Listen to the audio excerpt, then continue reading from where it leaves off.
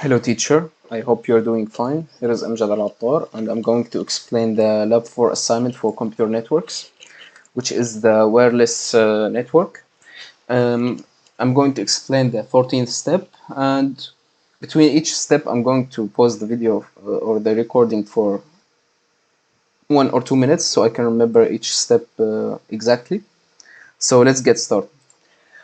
So here in the first step, we have two hosts communicating wirelessly. Okay, so let's see the simulation first.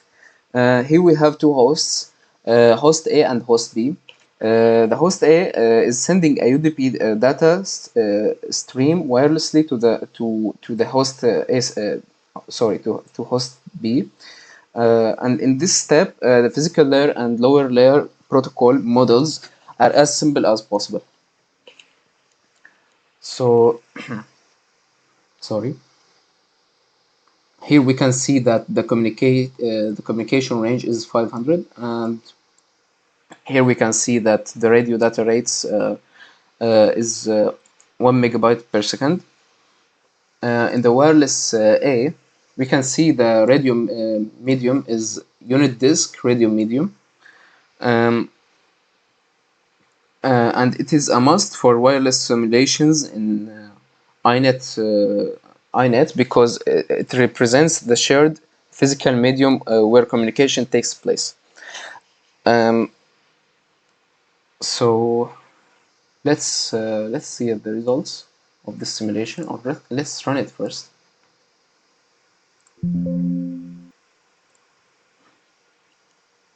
Here we can see that the host A is sending packets to host B, and that's it. So let's skip. So here we can see that the packets received is 1595. Let's see the results. Let's open this. Here let's see packet sent, for example.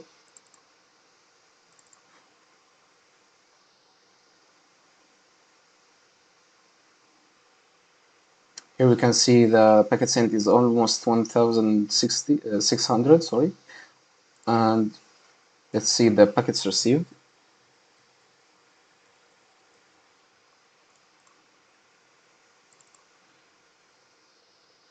And here we can see that the host B received almost 1600 packet.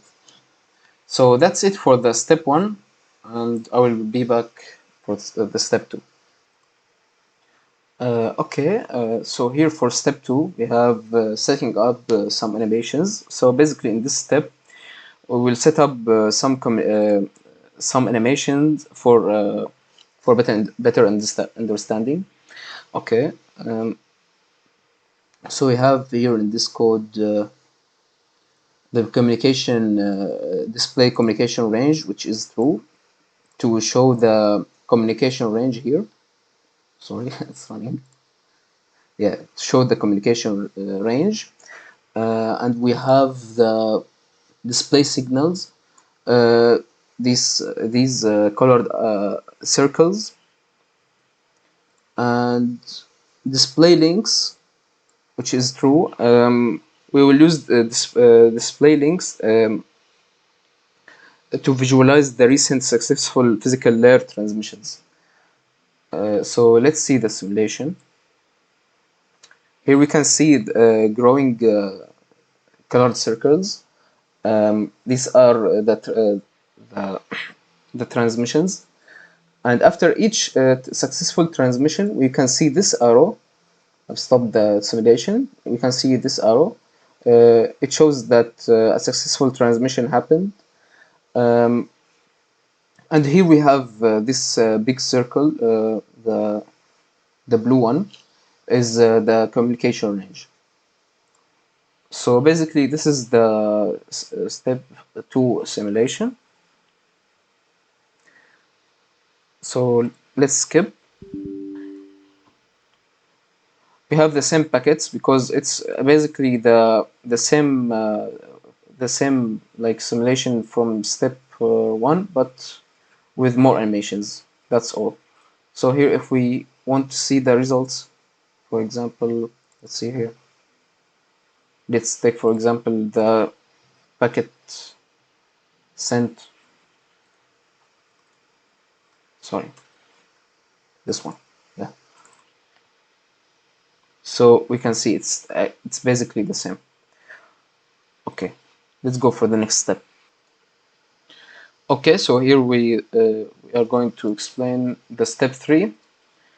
It's adding more nodes and decreasing the communication range. So basically, in this step, we'll just reduce the communication range. Here we can see here the communication range is 250 instead of 500. And we can see here the simulation. We have more hosts, the host R1, host R2, and host R3. And we can see that the communication range got decreased by a lot. And now the communication range, like the host B is out of the communication range of host A.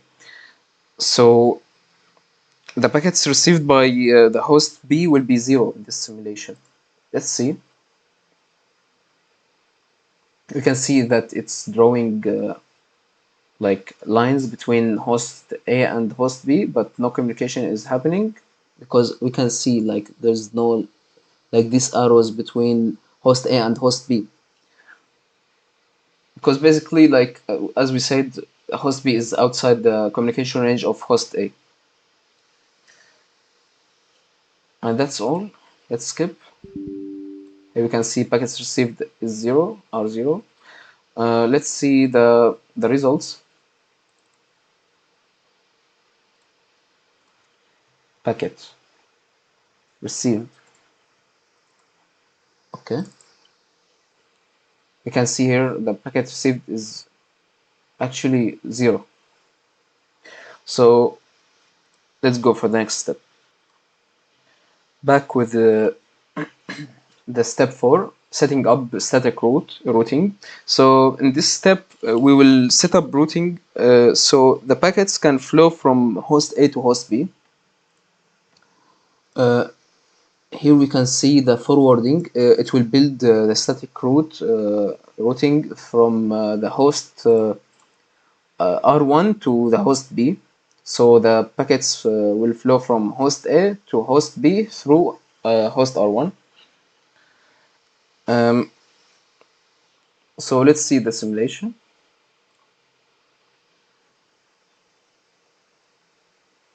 Here you can see sending from host A to host R1, then from host R1 to host B. So basically this is the step 4, and let's skip.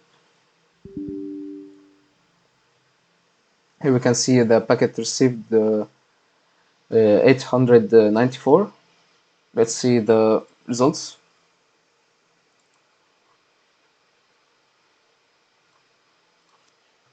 Packet received. You can see it's almost 900. So that's it for step 4. Let's go for step 5. So back with step 5, taking interference into account. So in this step, we'll make the physical layer more realistic by turning on interference modeling, and we will put range for the interference equals to 500, as we can see here. So let's see it in the code. Here for the step 5, we have the interference range is 500, and we put the ignore interference to false, so it will be on all the time.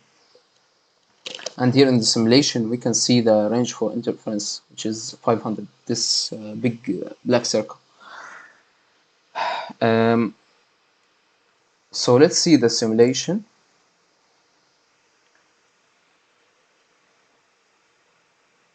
So here what is basically happening that most of the time the host A and the host R1 are transmitting packets simultaneously. That will cause a collision. So no packet will be received by the host B. Okay, but sometimes there's a gap between transmitting packets from host A and from host R1. Uh, that is the only time the packet got received by host B. So here we can see like we've sent almost around 6 or 7 packets, but none of them got received yet. We can just fast forward.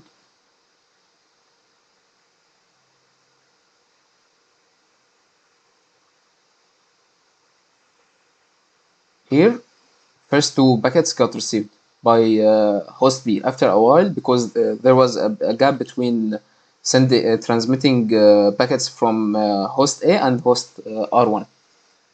So let's end the simulation here. We got packets received 138. So let's compare the numbers between this step and the previous step. Let's take this one, packet received. So here we can see that it's almost 140, but in the previous step it was almost 900. So there is a big gap after we turned on the interference model. So that's it for the step 5. Let's go for step 6. So sorry, back with step 6, using CSMA to better utilize the medium. So in this step, we'll improve the communication by using the CSMA protocol, which is based on principle, which is sense before transmit, uh, basically to prevent collisions. So how does this protocol work? A node that has a data to send first wait. Here we can see waits for the channel to become idle, and then it also waits for a random back-off period. In the channel, is if the channel is still idle during the back-off, the node can actually start transmitting. Otherwise, the procedure starts over, possibly with an updated range for the back-off period. So basically, what is going to happen? It will prevent the collisions between packets. So let's see the simulation here. Here we can see it will send the packets,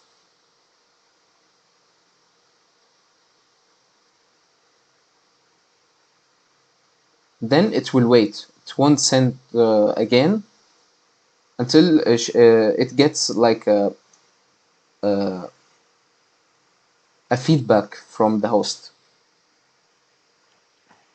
So that's it for the step 6. So let's see, let's skip.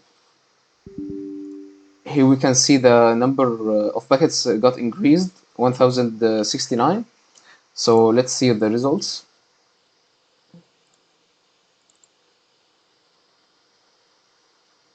Here we can see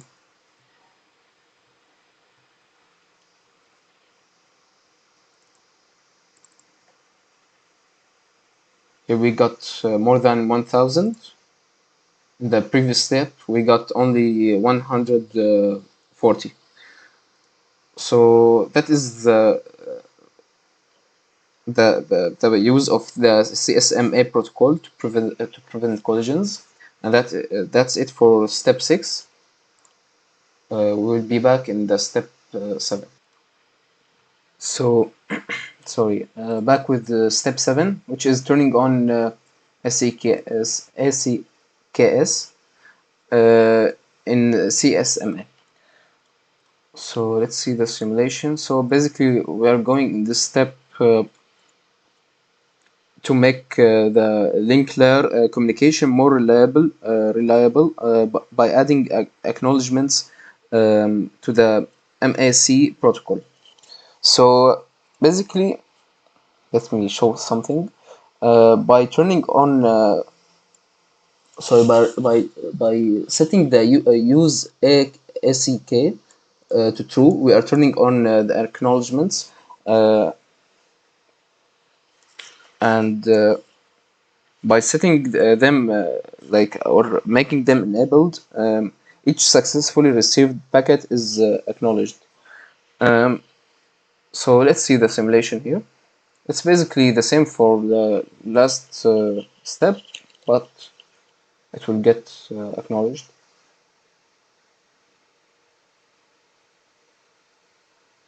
So there's no difference actually, and even the result will be the same, almost the same.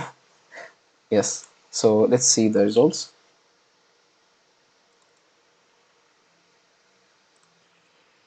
Packet received.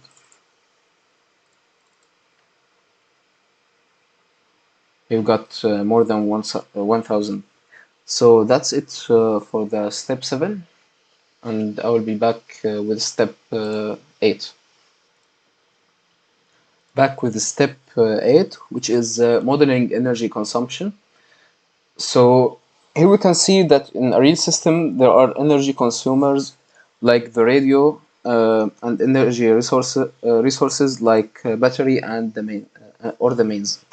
So so basically in this step we are aiming to measure the energy consumption for each component in the network.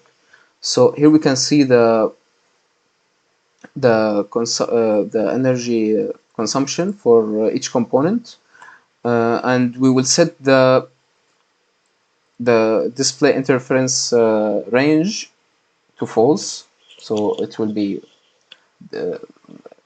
like not visible in the network, and display communication range is also, we'll set it to false, so we'll not see it again, and the display signals will be false.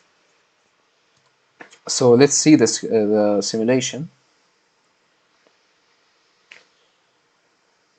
So it's the same actually for the last step, but we removed the interference range and the communication range for host B and the display links. So let's skip and see the results, which is the most important part. Sorry, here we will open the wireless 8. We will put residual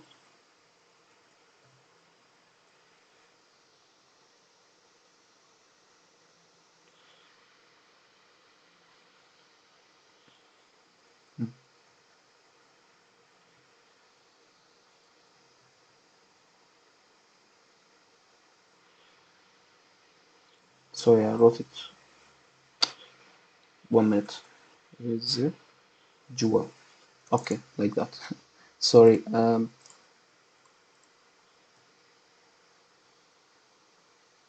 Yes, it's that same. Oh my god. 1 minute. I'll do it again. Sorry. Okay, the Victor one. Let's see. Here we can see the energy consumption for each component in the network. So that's it for the step 8, and I will be back with step 9, inshallah. So back with step 9, which is configuring node movements. Basically in this step we are just making the intermediate node in the network, which is host R1, host R2, and host R3, moving to the north during the simulation. And during the simulation, the R1 host will get out of the range of the host A1. We will see that later. And here we can see in the configuration for the wireless step 9, we see the display velocities.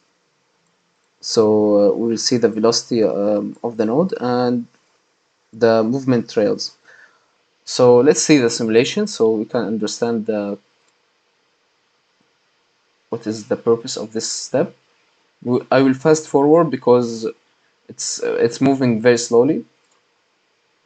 Here we can see it's moving to the north, the mid node, the intermediate node, and it got out. The host R1 got out of the range of the host A, and the number of packets received is 548. Let's see the results because we'll need it in the next step to compare the results. Let's see. Here, browse, packet, received. Yes, between 500 and 600. So that's it for the step 9. I'll be back with step 10, inshallah.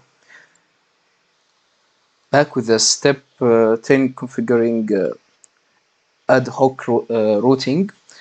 So in this step, we, uh, we configure a routing protocol that adapts to the changing network topology and will arrange packets to be routed through R2 to R2 to R3 and R3 as R1 got out of the range of host A.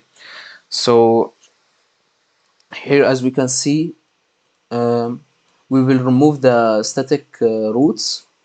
We set it to false, and here we will display the communication range of the host B. And we are going to use AODV, which is a reactive routing protocol. So let's see the simulation. I'll fast forward. So here we can see when host R got out of the range, then a new route appeared, which is from host A to host R2, then to host R3, then to host B. So how does that happen? The AODV detects when a route is no longer able to pass packets. When the link is broken, there are no more ACKs arriving at the host A. So its AODV sub module triggers the reconfiguration of the route. So it will make the new route, which is, as we said, the host A to host R2, then to host R3, then to host B. So here we got 822 packets. Let's see the results.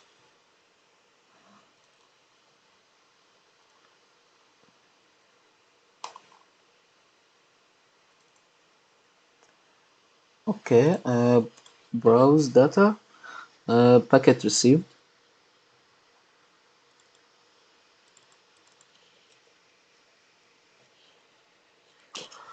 So here we can see it's 800. In the last step it was 550, something around that. So the number got increased. And that's it for the step 10. I will be back with the step 11. Back with the step 11. So step 11 is adding obstacles to the environment. So basically in this step we will add concrete wall between host A and host R1. So let's see the simulation first so I can explain. Here we can see the concrete wall between host A and host R1. So let's start the simulation.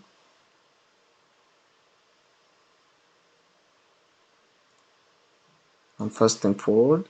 So here we can see the wall between host A and host R1 is completely blocking the transmissions. So the AODV establish the A AR2 R3 B route. Then the host two transmissions will get cut, as you can see now. Let's fast forward. Here it got cut when because it moved behind the concrete wall. Uh, but host R1 is available to relay host A's transmissions to host B. So later on, I will fast forward. Uh, when host R1 will get out the range of host A, as we can see, a new route will be formed, which is A, R2, R3, B. So basically that's it for this step. Here we can see the number of packets received, 175. Let's see the results.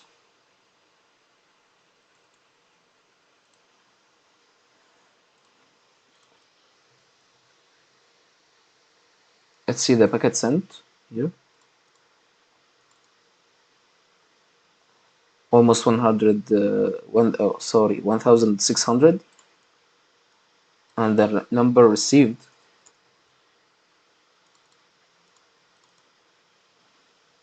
was less than 500 by a bit. Yeah, so that's it for the step 11. Back with step 12, which is changing to a more realistic radio model. So in this step, we will use a new radio model, which is APSK modulation scheme, and you can see what this will affect. In this model, more physical effects are simulated than in previous steps. There are radio signal attenuation, background noise, and more realistic radio model. The blue circles representing the communication range in approximation. So it's not exactly, it's approximation. There's no distinct distance where receptions fail, as in the case of generic unit disk radio. So let's see the simulation for this step. Let's rebuild it. Let's run it again. I will fast forward because I want to take some. Okay, let's say from here I will take this part and let's analyze the data using ChatGPT. So we will ask him what is happening in these events.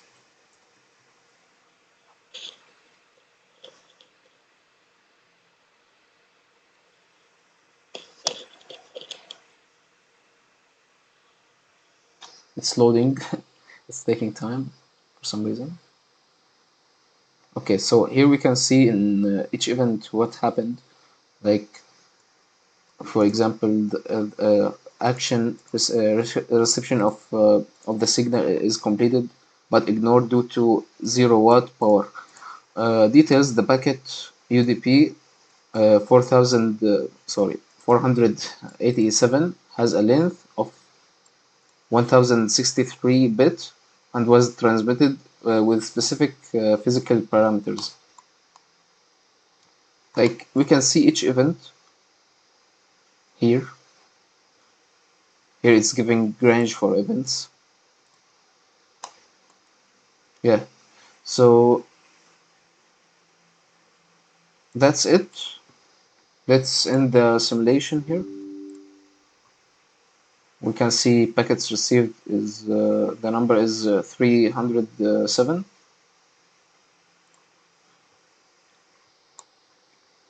Let's see the results again.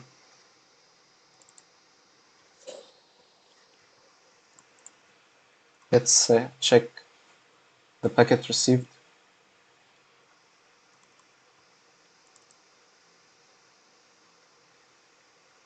And the packet sent.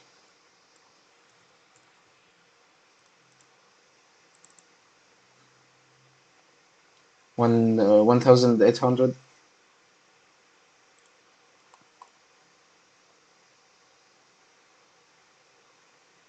So as we can see, we can see the results for these events. Let's take more events. Let's say, for example, from here.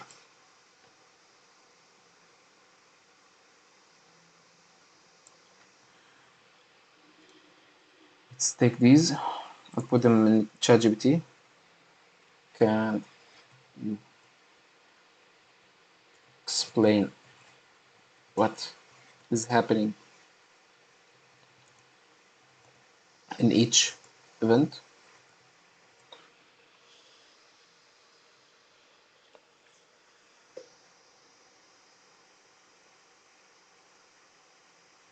Here we can see the event, like for example, 19,345. The power is 0 watt. Received ID is 3. Bandwidth is 2 millihertz. So that's it for the step 12, and I will be back with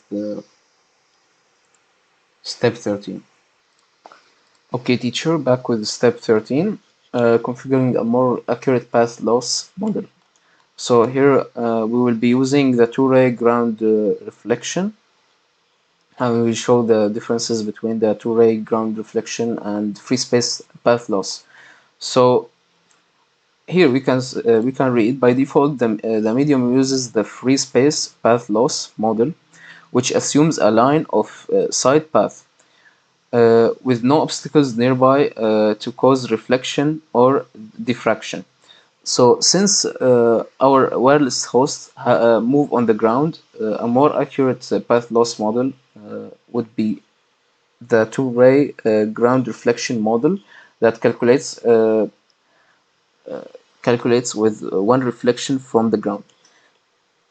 Um, so let's see the simulation. Okay, let's build it again. I'm going to fast forward. Okay, so we can see it's the same for the last step, but the previous step, sorry, but the only difference is that we are using the the two-ray reflection, the two-ray ground reflection. Sorry, yes. So let's take a piece of events here. Let's say, for example, here, and let's ask ChatGPT about it. Can you tell which um, here we can see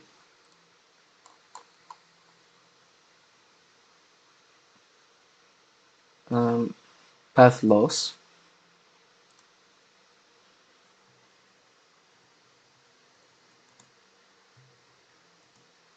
is this. Let's see the answer.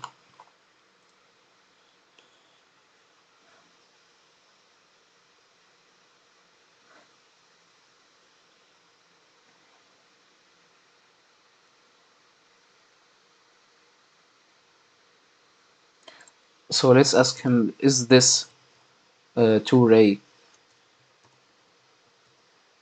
ground reflection.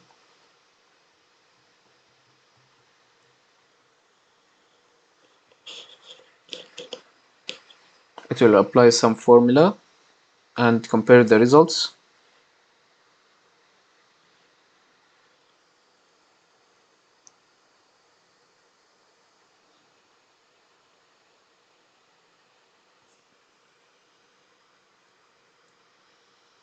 So here it's telling that in this scenario, the two-ray ground reflection model is used in this scenario. So is the two-ray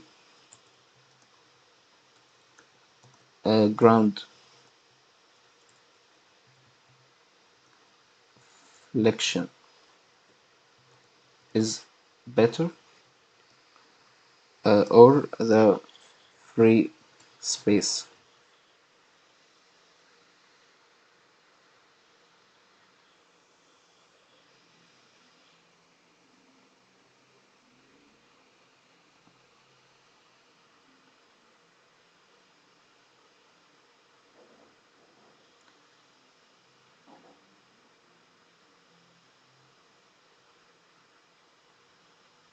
So here it's telling that the two-ray ground reflection model is a better choice for our simulation because, as we said, we have obstacles in this scenario. So let's take the, sorry, I've deleted the sample. Let's take it again from here. Sorry. Yes. And we'll say analyze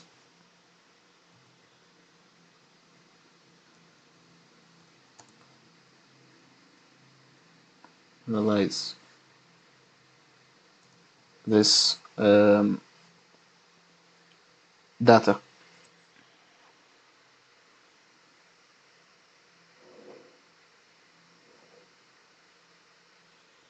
So it's telling us what is happening in this in each event we have. So let's see the results. We'll end the simulation here.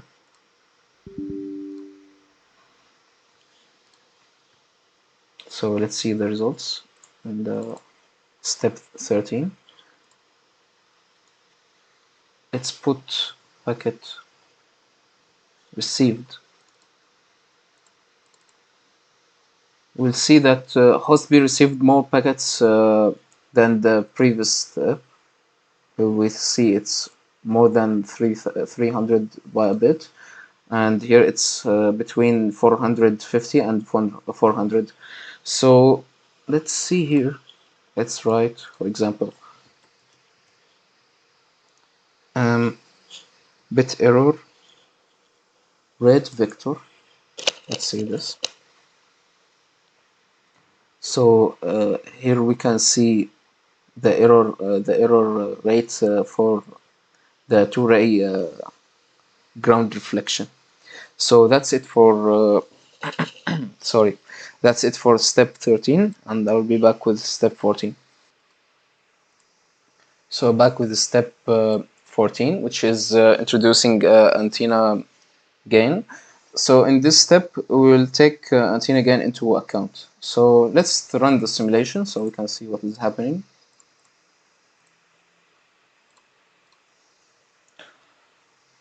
So first thing we can realize that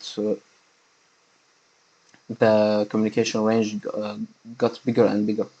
So let's run the simulation.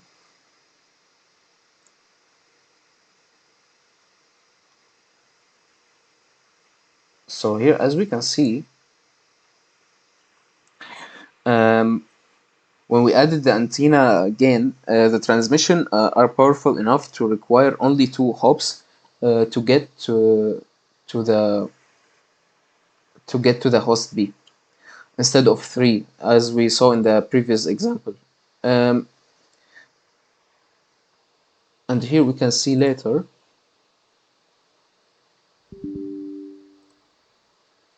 Yes. So here, when the host R1 gets out of the range of the communication of get out of the communication range of the host A. Um, when this happens, the host A's transmissions is routed through host R2, then directly to host B. So let's take some events and analyze it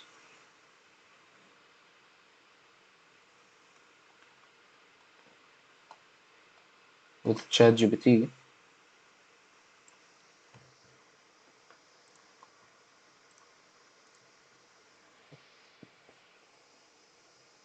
Explain.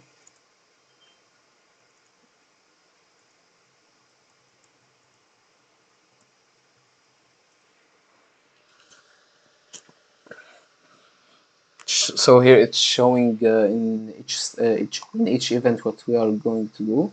This event involves like reception of data, UDP data. Here it's receiving as well. Um, Here, like for example, the handling of a self message related to short interframe space.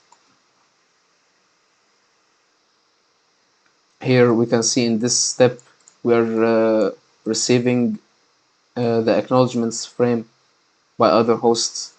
So basically that's it. Let's see the results.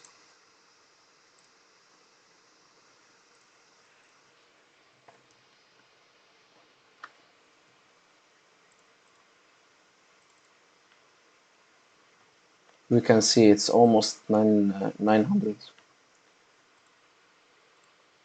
So basically that's it for the steps 14, and this is the lab 4 assignment.